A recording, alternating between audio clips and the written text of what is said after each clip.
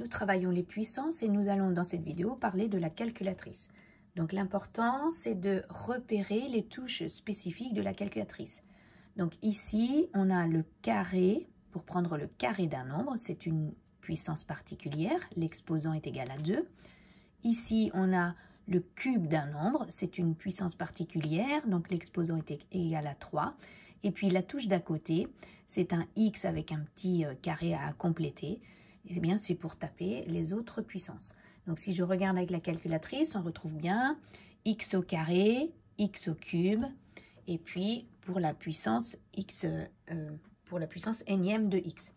Donc, si maintenant je reprends le cours et que j'essaie de taper la séquence machine suivante pour obtenir le résultat affiché par la calculatrice de 1,8 exposant 4.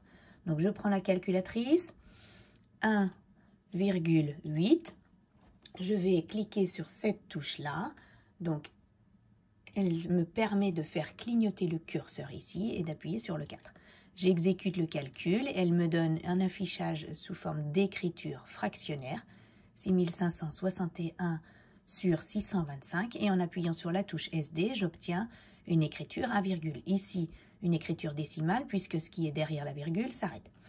Donc voilà comment trouver le résultat d'une puissance d'un nombre. Maintenant, si je reviens au cours, je peux aussi avoir une surprise en tapant certaines séquences machines. Donc ici, je veux trouver le résultat affiché par la calculatrice de exposant 452. Donc je prends la calculatrice et puis je tape 2 exposant 452. J'exécute et elle me dit erreur mathématique. Donc, en fait, y a-t-il une erreur mathématique?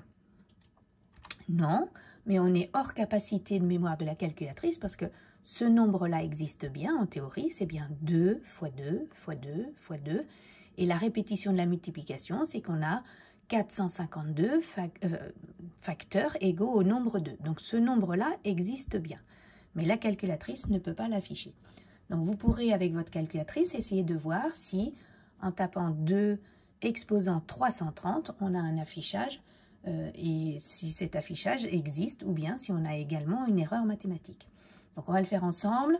Si je prends la calculatrice et que je tape 2 exposant 330, elle m'affiche un résultat. Ce résultat-là, pour le moment, au début de chapitre, on ne sait pas forcément interpréter ce que ça veut dire, ça. On verra que c'est une écriture qui est importante au niveau des sciences, c'est l'écriture scientifique de ce nombre-là qui est écrit sous forme d'une puissance de 2. Donc voilà au niveau de l'utilisation de la calculatrice. Parfois on a un message d'erreur mathématique alors que la théorie nous dit que le nombre existe. Eh bien on sera plus fort que la calculatrice pour savoir parfois que on sait calculer ça alors que la calculatrice affiche un message d'erreur. Voilà.